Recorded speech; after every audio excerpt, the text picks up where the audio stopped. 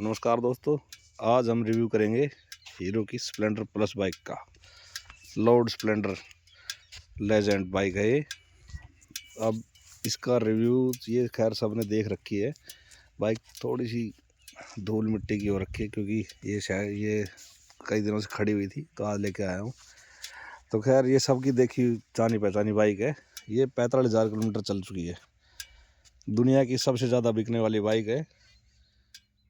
इसके बारे में अब रिव्यू तो लोगों ने खुद ही कर रखा है कि जब इतनी बिक गई है तो बाइक तो ऑफ कोर्स अच्छी होगी, लेकिन मैं अभी अपना ओपिनियन देना चाहता हूँ। ये बाइक 3 साल कंप्लीट हो चुके हैं, तो लगभग साल में वही 15,000 किलोमीटर के अराउंड ये चल रही है। नो डाउट बाइक अच्छी लगती है दिखने में, इसको कोई बुरा नहीं बोल सकता। इसको और पार्ले जी बिस्कुट को कोई बुरा नहीं बोल सकता क्योंकि दोनों सही हैं, चल रहे हैं, मतलब बढ़िया है, जो है सही है। तो इस बाइक का मैं बताता हूँ। ये बाइक 45,000 किलोमीटर चली है। इसमें खाली सर्विस हुई है और वियर एंड टियर जो पार्ट्स हैं वो डले हैं। उसके अलावा कुछ भी ऐसा कोई मैंने काम नहीं किया है। इसने बाइक ने कभी इतना परेशान भी नहीं किया मेरे को। एक्चुअली बाइक सही है, वो मतलब जस्टिफाइड है। इंजन भी रिलायबल है। एवरेज मुझे तो ठीक ही देती है क्योंकि मैं इसको चलाता हूँ 40-50 पे, तो एवरेज चलो बताता हूँ। तो सबसे पहले तो इसकी अच्छी बातें ये है कि वही जो लोगों को जो कहते हैं वही बिल्कुल अच्छी बातें ही हैं कि इसके पार्ट हर जगह मिल जाते हैं। ये एक अच्छी बात है।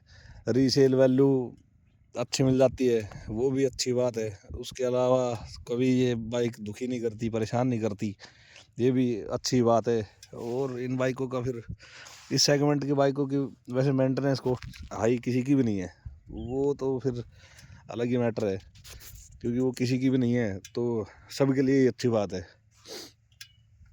बाकी चलाने की बात करें तो ये बाइक ठीक है, ज़्यादा कंफर्टेबल भी नहीं है, ज़्यादा परेशान भी नहीं करती। और ज़्यादा कंफर्टेबल तो बोल नहीं सकते क्योंकि सेगमेंट में और जो बाइकें आती हैं वो इससे कहीं ज़्यादा सुपीरियर कंफर्टेबल है, तो ये ज़्यादा कंफर्टेबल तो है नहीं वैसे। और इस बाइक में एवरेज भी ठीक है। ये एवरेज दे देती है मेरे को लगभग 60-70 के बीच में कहीं एवरेज देती है। मैं चलाता हूँ लेकिन 45-50 बस इतनी पे। और जो इस बाइक की जो क्वालिटी है वो है इसकी हर जगह पे अवेलेबिलिटी, हर मिस्त्री को इसका काम आता है।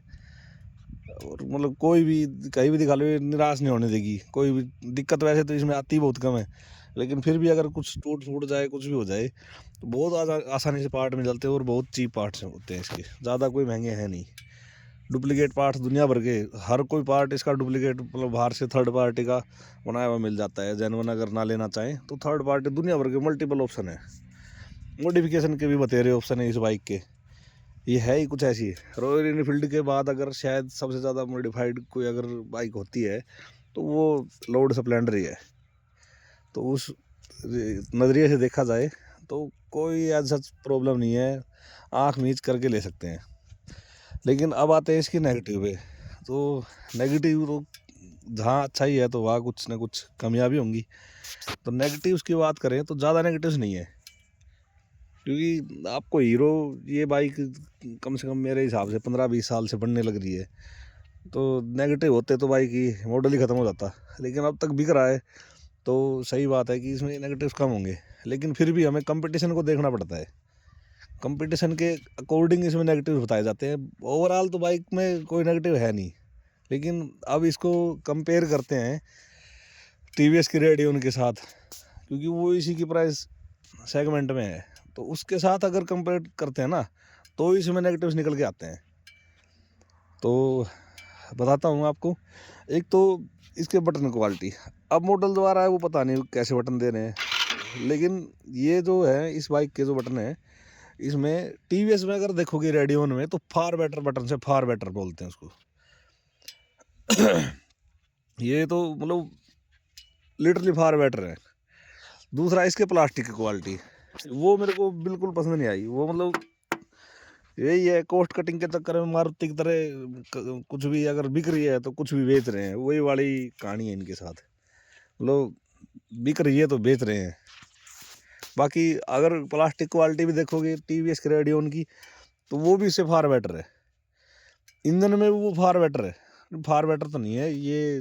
98 सीसी का है, 97 98 का, वो 110 सीसी के राउंड का मिल जाता है आपको। चलाने में भी अच्छी है। इससे बड़ी सीट है, इससे ज़्यादा चौड़ी सीट है, कंफर्टेबल इससे ज़्यादा है, कहीं ज़्यादा कंफर्टेबल है। ये बात तो मैं कह सकता हूँ, कहीं ज़्यादा कंफर्टेबल है इससे। और दूसरी बात, अब जैसे 3 साल हुए हैं, ये इसके ऊपर का ये कवर गिर गया, ये खैर ये बाइक गिरने से भी हो सकता है। लेकिन दूसरी बात कि ये जो इसका जो टेल को एक पकड़ने का वो प्लास्टिक होता है, एक बार वो टूटा था गलती से, पता नहीं कैसे टूट गया, अपने आप ही टूटा था, इसके अंदर तो कौन ही तोड़ेगा।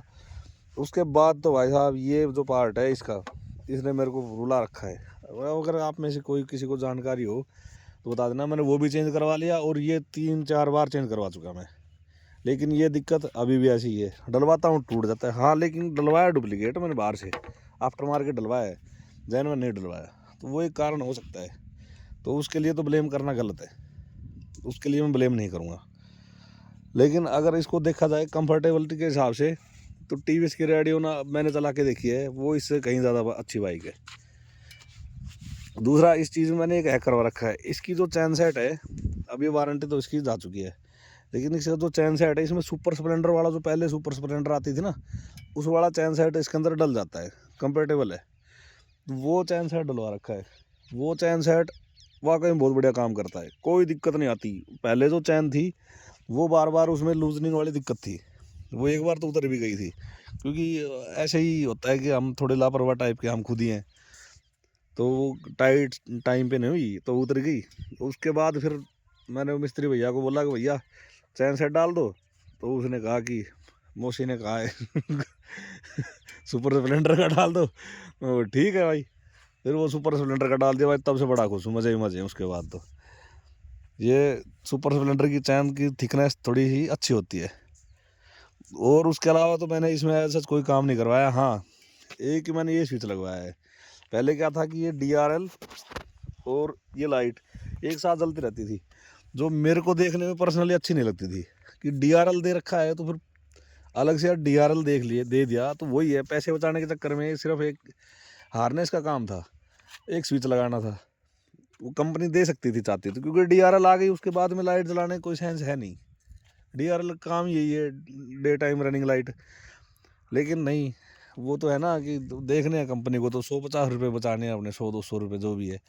तो मैंने आफ्टर मार्केट से अपना एक स्विच लगवा दिया इसके अंदर, क्योंकि मेरे को पर्सनली अच्छा नहीं लगता था कि मेरी लाइट ना दिन भर जलती रहे जब DRL दे रखा है। वरना तो अगर DRL नहीं होता तो मैं सरकार के रूल रेगुलेशन फॉलो करता हूँ, तो ऐसी कोई बात नहीं है, तब तो ये चलने देता मैं इसको। लेकिन फिर मेरे को ठीक नहीं लगा कि DRL भी जलेगा और ये लाइट भी चालू रहेगी, तो ये दोनों चीज़ें ठीक नहीं थी, तो उस वजह से। और इसके अलावा ऐसा इस गाड़ी में कोई इशू है नहीं। थोड़ा सा प्लास्टिक क्वालिटी सुधार लेते, पेंट क्वालिटी अगर इसके कंपटीशन से देखा जाए ना, तो थोड़ी सी ये वीक पड़ जाती है। अब जो नया मॉडल आया वो मेरे को पता है, उसमें फीचर दे दिए, LED लगा दी, लेकिन मेरे को नहीं लगता कि ऐसा कोई काम किया होगा। बाकी मैंने उसको देखा भी नहीं है इतना गौर से। उसके अलावा सब सही है, रफ एंड टफ बाइक है, कैसे भी चलाओ, कहीं चलाओ। ज़्यादा दूर तो चला नहीं सकते क्योंकि अनकम्फर्टेबल ही है। और जो सेगमेंट में और जो बाइकें हैं उनसे अगर कंपटीशन करा जाए तो, लेकिन फिर वही है, उनके अंदर अलग अलग सब दिक्कतें तो भाई, जहाँ अच्छा ही है वहाँ दिक्कतें भी होंगी। लेकिन ओवरऑल अगर देखा जाए तो ले सकते हैं स्प्लेंडर। कोई ऐसा बिग इशू है नहीं कि भाई, वो तो खैर प्रूवन है इस बाइक में। और पार्ले जी में मतलब क्या ही कमी बताए आदमी, तो कोई कमी नहीं है मेरे हिसाब से, तो ये बाइक बिल्कुल वर्थ है। दूसरा ये, इसको जब बेचना चाहें तब बिक जाती है बेचारी। तो मेरे हिसाब से ना ये बाइक पास है, मार्जिनली पास ही है, ले सकते हैं आदमी चाहे तो। अगर लुक्स पसंद आ रहे हैं, कम चलना है तो ठीक है, लुक्स तो खैर पर्सनल मैटर होता है। लेकिन ओवरऑल तो मैं यही कहना चाहूँगा कि भाई आँख मीच के ले लो, सही है बाइक। ठीक है जी भाई, ये रिव्यू आपने कईयों से और जगह सुन रखा होगा, वही है, रिपीटिव बात है। लेकिन 45,000 किलोमीटर के बाद एक रिव्यू देना, उस वो थोड़ा सा सेंस बन जाती है फिर उस बात की। तो इसीलिए मैंने रिव्यू दिया है, वरना नई बाइक खड़ी करके भी दे देता मैं। चलिए ठीक है भाई साहब, सभी को राम राम। वीडियो अगर पसंद आई हो तो लाइक शेयर कर देना ज़रूर से। ओके।